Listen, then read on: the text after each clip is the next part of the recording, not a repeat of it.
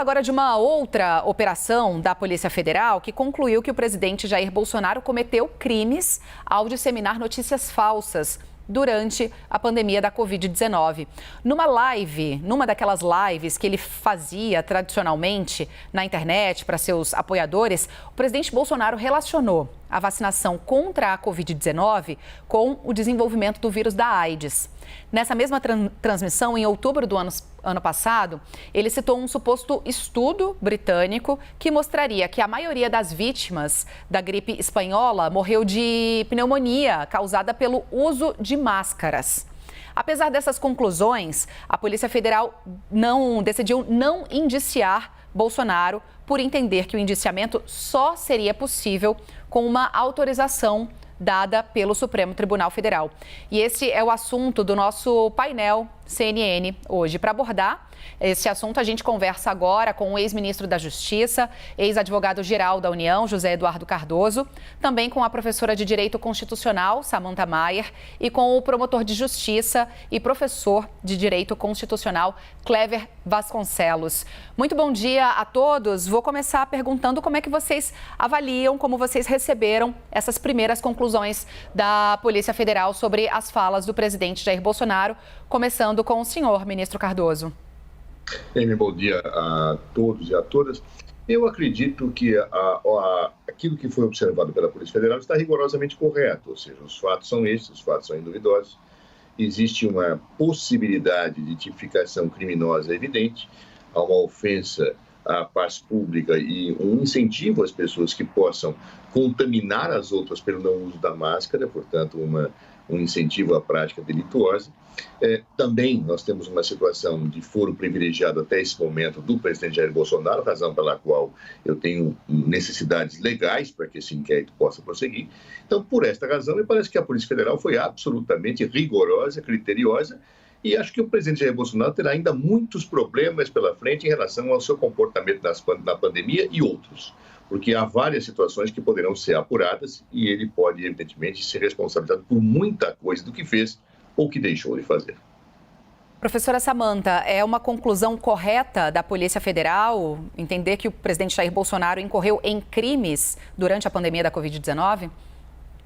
Eu entendo, não consigo ver crime, não concordo com o que o presidente diz, mas o que a Polícia Federal coloca é que ele disseminou uma fake news, e a gente sabe que ainda não há o tipo penal fake news, isso não quer dizer que não é possível responsabilizá-lo, mas ele se baseia numa interpretação equivocada de um artigo da Lancet que faz uma relação entre a AIDS e determinadas vacinas do Covid que utilizam adenovírus 5 no sentido de que elas baixam a imunidade e isso poderia facilitar o contágio, mas nada cientificamente comprovado.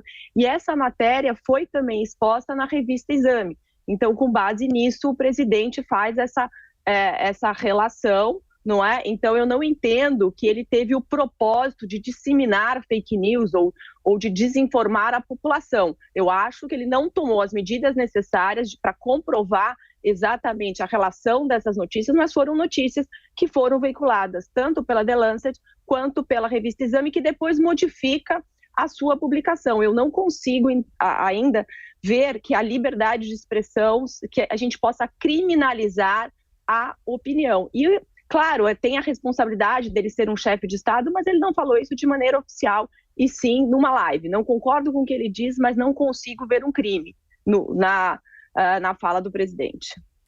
Professor Clever, como o senhor vê essa conclusão, a princípio inicial da Polícia Federal? Bom dia, Stephanie, bom dia, meus colegas. Olha, são duas perspectivas que devem ser realizadas sobre esse fato. O inquérito policial federal, ele trata de dois tipos. O artigo 41 da Lei das Contravenções Penais, que é a provocação de alarme ou tumulto, e o artigo 286 do Código Penal, que é a incitação ao crime. Na análise jurídica, se nós somarmos as duas penas máximas, os dois crimes, a circunstância incide em transação penal. Então, do ponto de vista jurídico, o presidente não poderia ser condenado pelos dois crimes, visto que ele preenche os requisitos da Lei 9.099 e haveria transação penal. Havendo transação penal, não há condenação e não incide nas hipóteses da lei das inelegibilidades. Não daria inelegibilidade do presidente da República. Então, essa é uma análise pontual jurídica que tem que se fazer a respeito das consequências legais, se for o caso do Ministério Público entender que incidiriam os dois crimes e aí haveria uma medida despenalizadora. Agora, Stephanie e meus colegas, há também uma outra perspectiva, a perspectiva política, ou seja, essa questão desse debate teria a intenção de ocasionar um desgaste político ao ex-presidente da República. Do ponto de vista político, eu acho um pouco inconveniente, por quê? Porque o presidente da República ele precisa estar conectado com o Congresso Nacional e chamar os correligionários da então situação para poder agregar ao governo dele uma atuação mais serena. Então, esse ato poderia ter consequências políticas não tão agradáveis para o governo federal, mas essa é uma análise que merece essas duas perspectivas, a jurídica e a política. Vou passar, então, para o ex-ministro José Eduardo Cardoso, perguntando justamente sobre essa perspectiva política. Foi essa a atuação desse inquérito, ministro? Veja, eu vou separar 3 situações. A primeira delas é se há crime ou se não há crime. Depois, as consequências do crime. O professor invocou muito bem a situação de que pode haver a transação, etc. Eu não vou entrar neste mérito, porque essa é uma situação de processamento, pressupondo-se uma denúncia, pressupondo-se uma avaliação do Ministério Público. A discussão que eu quero colocar é, houve crime ou não? E aí eu discordo da doutora Samantha. Ou seja, eu posso... Imagine o seguinte, vou dar um exemplo bem simples. Imagine a seguinte hipótese, alguém escreve um artigo dizendo que a morte é um bem para a humanidade. E aí uma pessoa, numa live, e mais com agravante, ser presidente da República, diz, pessoas morrendo é bom. Olha aqui o que diz esse estudo. Então vamos nos matar uns aos outros. Por favor, matem os outros. Isso é um incentivo à prática criminosa. Por outro lado, se eu utilizo e dissemino fake news numa pandemia, é evidente que situações desta natureza perturbam a ordem pública. Então, me parece muito clara a possibilidade de tipificação. Veja, eu não estou nem pré-julgando. Eu não estou afastando a priori. Eu estou dizendo que os fatos se adequam. E o trabalho da Polícia Federal foi técnico, rigorosamente técnico. Tem razão, professor. Isso pode implicar num apenamento futuro, pode não implicar. Isso é um outro problema. Agora, a discussão criminosa... e a meu ver, ainda insuficientes para essa tipificação criminosa. Ou seja, o delito está muito claramente materializado em certas situações. Segundo ponto, aí fala o professor corretamente, a questão política. Além da configuração criminosa, é uma situação política que é lamentável que o presidente da República tenha feito. A meu ver, seria caso de impeachment. Evidentemente, a lei 1079 de 50 é muito clara pela falta do decoro configurar impeachment. Ou seja, o presidente da República não pode divulgar fake news. O presidente da República tem o dever de comandar uma nação, de fazer com que a nação saia efetivamente de uma pandemia. Os fatos que ele coloca são inaceitáveis. A ciência demonstra o oposto. Ele não pode pegar qualquer coisinha para justificar coisa dessa natureza. Ou seja, ele não pode invocar situações contra as próprias ordens do seu Ministério da Saúde e os órgãos de saúde. Ou seja, isso é inaceitável. A própria doutora Samantha diz que não concorda com o que ele fez. Muito bem. Agora, eu não vou responsabilizá-lo politicamente pelo que fez. Responsabiliza-se, sim. O Congresso Nacional foi inerte. Deveria ter aberto um processo de impeachment. Então, portanto, quando ele acabar agora a presidência da República, em poucos dias, haverá os processos criminais. Ele terá que responder por ele. As consequências, vamos ver em cada caso quais serão. Agora, que há uma definição de responsabilização política e uma situação de inércia do Congresso Nacional, me parece absolutamente evidente nesse caso. Professora Samantha, eu acho que a senhora vai querer comentar também, mas eu vou pedir também para a gente voltar para a questão criminal e tentar entender se o procedimento jurídico é exatamente esse. A Polícia Federal não pode indiciar o presidente Jair Bolsonaro sem uma autorização também do Supremo Tribunal Federal?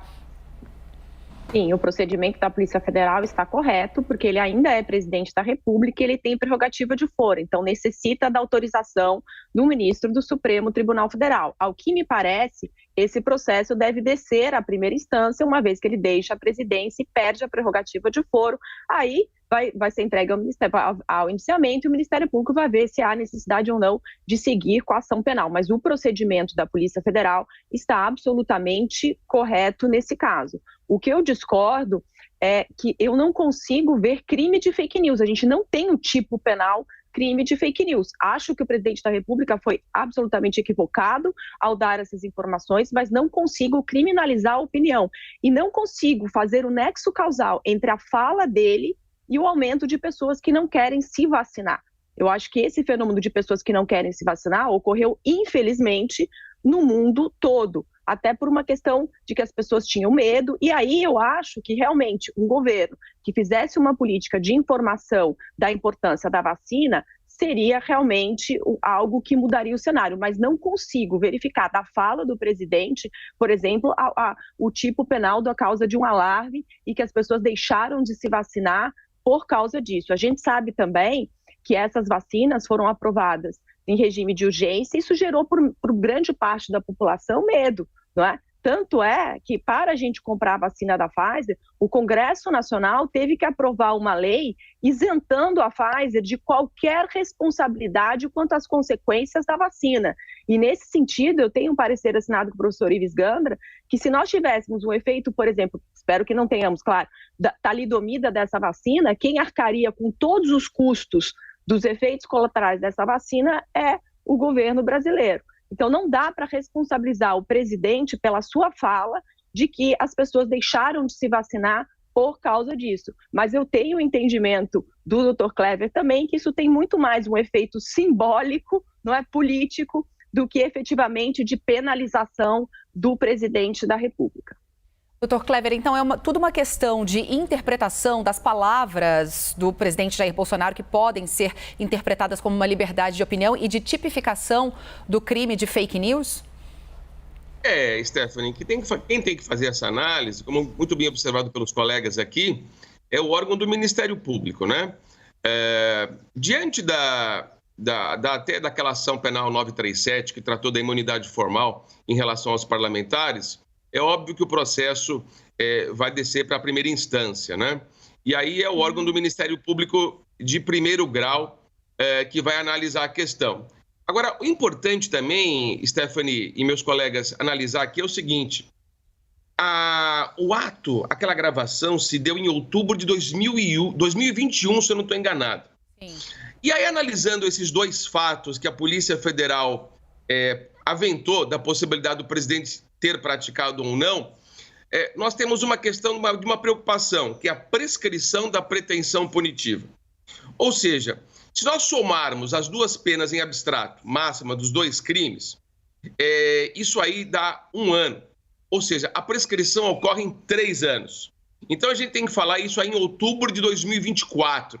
Então, o Ministério Público, o órgão do Ministério Público, tem que estar atento a essa perspectiva, no sentido de tomar as providências até esse prazo para que não ocorra eventual prescrição da pretensão punitiva. É óbvio que o órgão do Ministério Público vai ter que analisar com técnica, com serenidade, no sentido de providenciar ou não a tomada de providências. Agora, deixando bem claro aqui, é caso de transação penal, e se não for o caso de transação penal, é caso de suspensão constitucional do processo.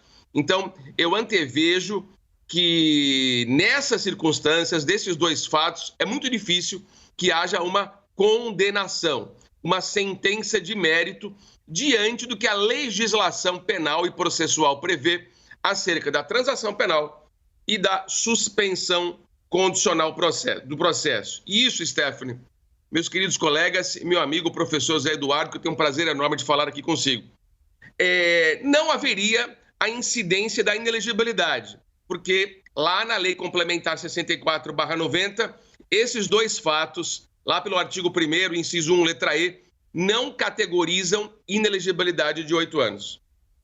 Senhores, vou agradecer a presença de todos. Nosso tempo, infelizmente, é curto. Eu sei que a gente ficaria aqui ainda nesse produtivo debate por mais alguns minutos, mas a gente precisa seguir. Vou agradecer o ex-ministro da Justiça, ex-advogado-geral da União, José Eduardo Cardoso, a professora de Direito Constitucional, Samantha Mayer, que também esteve aqui conosco, e o promotor de Justiça e professor de Direito Constitucional, Clever Vasconcelos. Um ótimo dia aos senhores.